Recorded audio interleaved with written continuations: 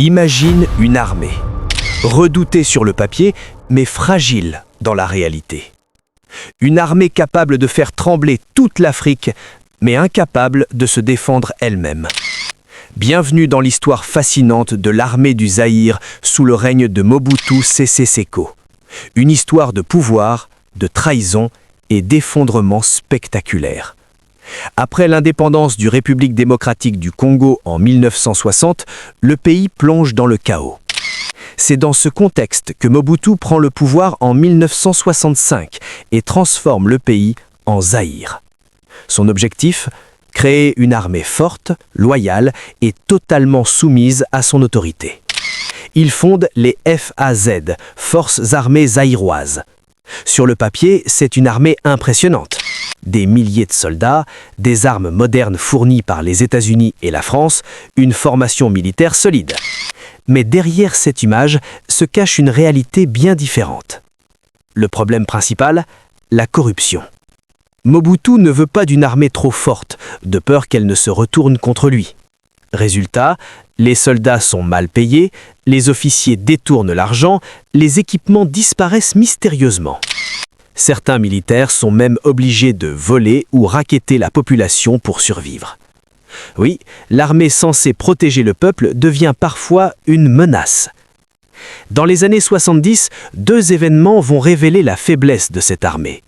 Les guerres du Chaba, 1977 et 1978.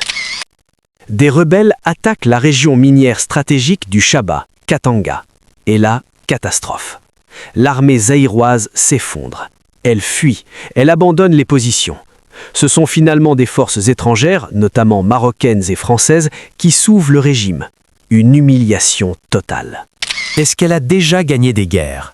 La réponse est plus complexe que tu ne le penses, parce que certaines victoires cachent une vérité beaucoup plus troublante. En 1978, des rebelles envahissent la région stratégique du Chaba.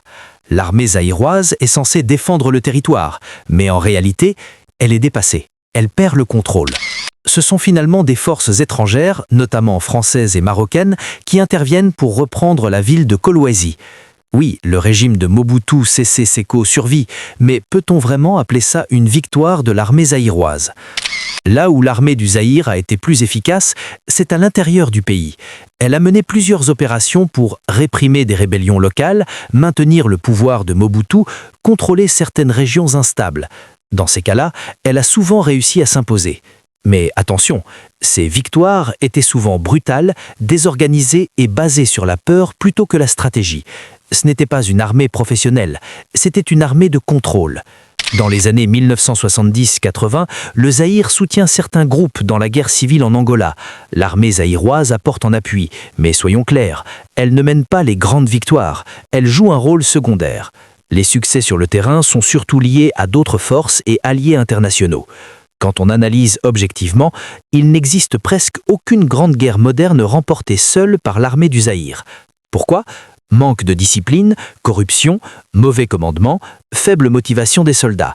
Même avec des armes, la force réelle n'était pas au rendez-vous.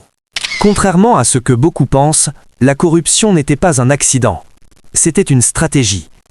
Mobutu avait une peur, être renversé par son propre armée. Alors il met en place un système simple, ne jamais rendre l'armée trop forte, diviser les commandements, récompenser la loyauté, pas la compétence.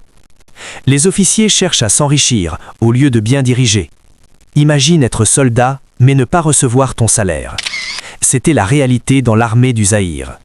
Salaire en retard ou inexistant. Conditions de vie très dures. Manque de nourriture et d'équipement. Alors que font les soldats ? Ils se débrouillent. Et souvent cela signifie racketter les civils, voler, profiter de leur position. La corruption devient un moyen de survie. Dans une armée normale, les meilleurs montent en grade. Mais au Zaïre, ce sont les plus fidèles au régime qui sont promus. Conséquence, officiers incompétents, mauvaises décisions sur le terrain, aucune discipline réelle. Et au sommet, certains généraux détournaient directement l'argent destiné aux soldats.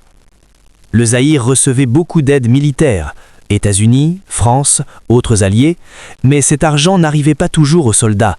Une grande partie disparaissait dans les poches des élites. Équipement insuffisant, armée mal formée, morale au plus bas. Le problème le plus grave, personne n'était puni. Les détournements continuaient, les abus aussi, les crimes restaient sans conséquence. Pourquoi? Parce que tant que l'armée restait fidèle à Mobutu Sese Seko, tout était toléré.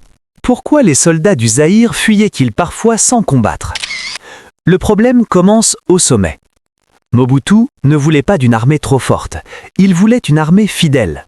Donc, les postes importants sont donnés aux proches, la compétence passe après la loyauté, les rivalités sont encouragées. Résultat, une armée divisée, incapable de fonctionner efficacement.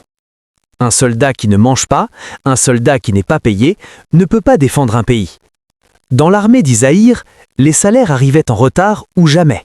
Les uniformes et équipements manquaient. Les conditions de vie étaient très dures. Alors, face au danger, beaucoup choisissaient de fuir plutôt que mourir pour rien. La qualité d'une armée dépend de sa formation.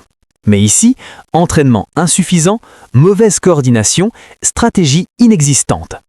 Certains soldats n'étaient même pas préparés à de vrais combats. Une armée mal formée panique rapidement.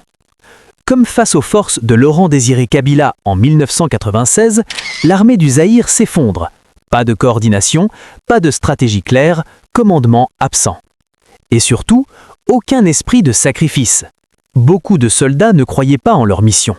Pourquoi risquer sa vie pour un régime corrompu, un pays qui ne prend pas soin de toi? Sans motivation, une armée ne peut pas tenir. Au lieu de protéger la nation, l'armée était souvent utilisée pour contrôler la population. Répression, abus, méfiance du peuple. Conséquence, aucun soutien populaire en temps de guerre. Et une armée sans peuple est seule. Comment une armée entière peut s'effondrer sans vraiment combattre? Trahison, infiltration ou quelque chose de bien plus dangereux? Kabila n'a pas infiltré l'armée avec des espions partout. La vraie stratégie était différente. Profiter d'une armée déjà affaiblie de l'intérieur. Corruption, soldats non payés, mauvais commandement. L'armée était déjà en train de s'effondrer avant même la guerre. Dans certains cas, des soldats et officiers ont changé de camp. Manque de loyauté envers Mobutu Sese Seko, opportunités financières, peur de mourir pour un régime affaibli. Certains ont préféré rejoindre ou ne pas combattre les forces de Kabila. Ce n'est pas une infiltration, c'est un basculement. Kabila et ses alliés ont compris une chose. Pour gagner, il faut casser le moral de l'ennemi. Et ça a marché. Les soldats du Zaïre n'étaient plus motivés, ils ne croyaient plus en leur hiérarchie. Ils savaient que le régime était en train de tomber. Résultat, ils abandonnent avant même de combattre. Il faut dire une vérité importante. Kabila n'était pas seul. Il était soutenu par des forces étrangères, notamment le Rwanda et l'Ouganda. Ces forces étaient mieux organisées, mieux entraînées et plus disciplinées. Face à elles, l'armée du Zaïre semblait dépassée. Quand l'offensive commence en 1996, ville après ville tombe rapidement. Les soldats fuient, certains rejoignent les rebelles, d'autres abandonnent leurs armes.